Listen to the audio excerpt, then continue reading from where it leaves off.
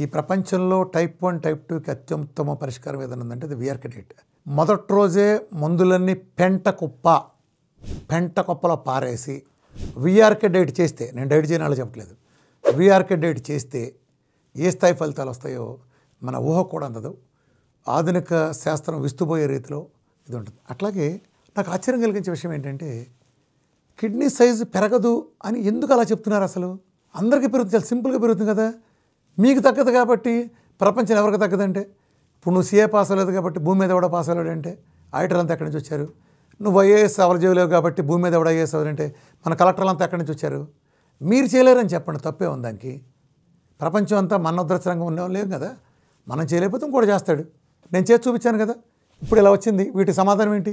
నా ల్యాబ్ కాదు, మీ ప్రకారం కిడ్నీ సైజ్ పెరగకూడదు. ఎందుకు పెరిగింది?